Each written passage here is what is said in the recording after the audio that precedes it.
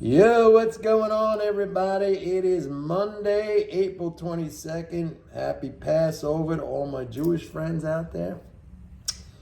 So, Friday was another drain. We had 7 consecutive days of net drain, and it totaled so far $325 billion for the month of April. Much bigger, or bigger than I expected. I said it was going to end up being around 305 billion. So 325 billion. And judging from today's market action, a rebound, I suspect that we finally had a day of positive net flows. And I think that will continue the positive leaning in the market. I think that'll continue through this week because Wednesday will be a Social Security payment. So we got a couple of days here where it looks like we're going to get a positive reaction to the recent down move in the market. But I don't think the down move is over. I think we need to see sentiment get negative. I mean, I can't even say that it is negative. I've been looking, my barometer has been the bull-bear spread on that weekly AAII survey, that American Association of Individual Investors. That's been positive for 24 weeks, which it's getting stretched. Now, I've said in the past that this is not necessarily a timing indicator, but it does show you that sentiment, at least on the part of individual investors, is still positive. Now it's come down from its peak, and we did see a rise in bearish sentiment last week. But I keep looking at that spread, and that, to me, that you've got to see at least several weeks negative print in that spread before you could say that we're hitting some type of a bottom based on a switch in the sentiment outlook. So, but I think if we retest the lows, that's a good area to start going in. And, you know, I've been buying individual stocks just kind of leisurely right now as they come down. But I'll get more aggressive if we retest those lows. Overall, it's still bullish in the larger macro sense because, and that's not going to change. I've been saying this for a long time, is that the leading spending flows, the leading withdrawals at 7 trillion plus annually. And we just got this aid package for Ukraine, Israel. Now, whether or not you're for that or against that, that's a whole separate discussion. That's a political discussion. I'm not going to get into that. It's 95 billion. You know, that money is basically spent here in the United States. It goes to defense contractors. So that's an additional fiscal element, fiscal support. We got that. Biden canceled some more student loans. So, I mean, the 7 trillion plus, that's fixed. I mean, if anything, that's going up. That's fixed and rising. So all of these forecasts or predictions of recession, I mean, as far as I'm concerned, they're out the window. I mean, it's not going to happen with that kind of spending flow. It's just absolutely not going to happen. Now, I told you guys that this month we would see a correction based on the tax drain, and that's exactly what happened. And it was a bigger drain than I expected. And actually, under these circumstances, I don't think the market is doing that bad at all. I really don't think it's doing that bad at all. And I think the correction will be rather shallow. Now, as I've said before, don't expect to read about this or hear about this on the financial news or whatever. All of this market correction is going to be framed as some kind of monetarist thing. It's going to be framed on monetarist outlook of Fed policy, the fact that the Fed may not cut interest rates, blah, blah, blah. That's going to be the story. That's always the story. We know that everything having to do with financial markets and the economy is always viewed through the prism of monetarism. That's just, that's ingrained.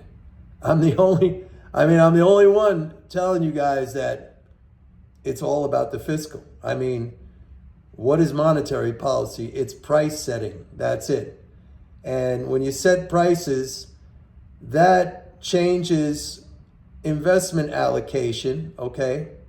It's a redistribution of income, but in the aggregate, nothing changes. It's just, you're not adding anything. Well, actually, with the rate increases, you are adding something because the government's a net payer of interest. That's another thing that's lost on these people, where, again, they only use a single variable analysis where, oh my God, rates went up, people not going to be able to pay the higher interest, blah, blah, blah, but they don't understand that the interest is also paid to recipients, to creditors.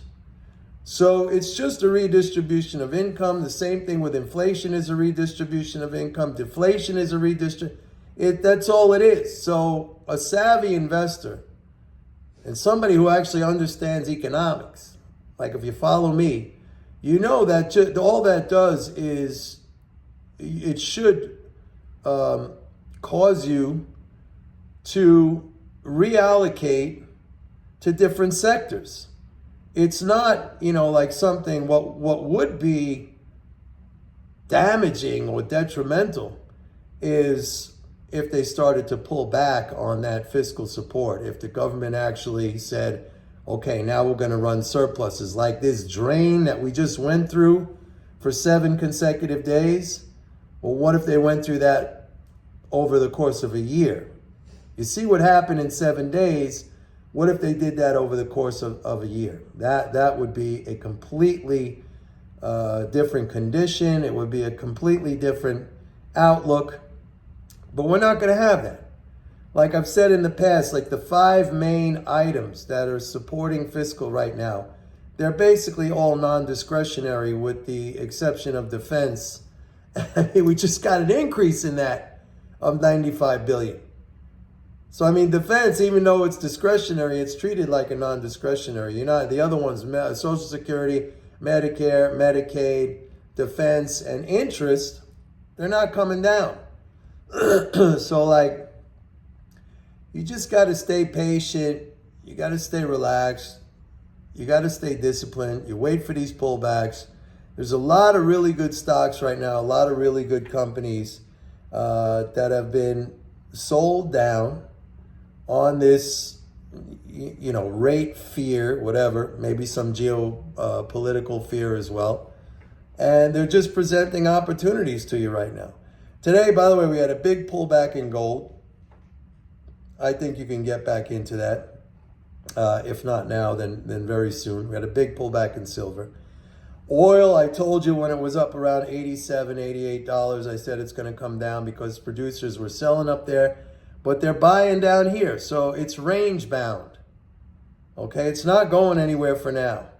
And actually, there was some improvement in the data, the petroleum data that came out last week in the EIA weekly survey. So it looks good down here. If you want to play that range, you got like 80, 81 on the downside.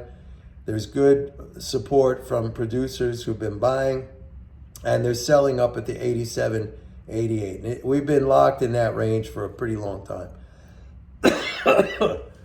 So, short update today. We got a bounce in here. I don't think that's the end of the correction. I think we need to see. I'd be surprised if we don't see an increase in bearish sentiment.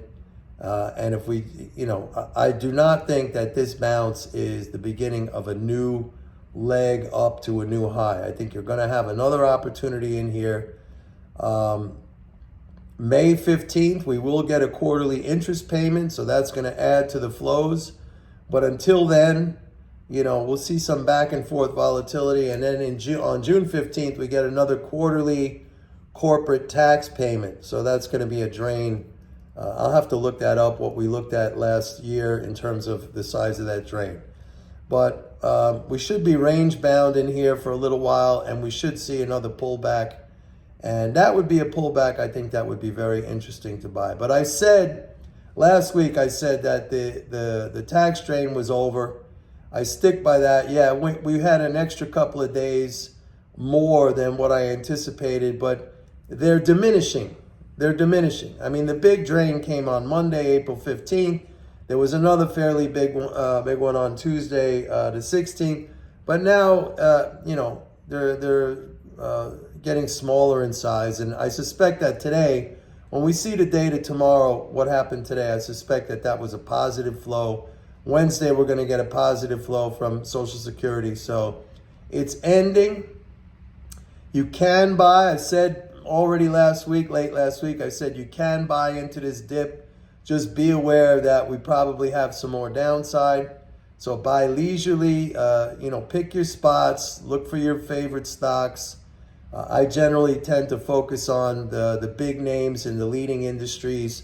I wait for those names to come down, and I just put limit orders, below prices, and just, it's like going fishing.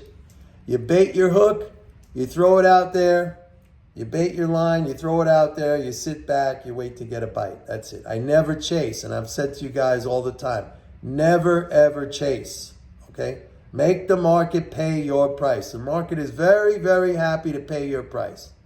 All it asks is that you have some patience and that you have some discipline. It's also very happy if you pay its price, and that could be a very high price. It doesn't care. It doesn't care either way. You're the one who decides if you care or you don't care, okay? If you care too much, you overpay. If you chill and relax, you get what you want. It's like the story I've been saying, Jesse Livermore on the floor of the stock exchange, his trader friends, they wanted to buy a mink coat for their wives, and they were gonna make the market pay for it. And by the time they ended up making the money to buy that mink coat, it cost them 10 times what it would have cost if they walked into the store and bought it, outright. So think about that, because that's absolutely true. And I've seen that firsthand. I've done that firsthand. So just take my word for it. Anyway, that's it for today, folks. I'm still here in New York City. And everything's cool. See you tomorrow. Bye.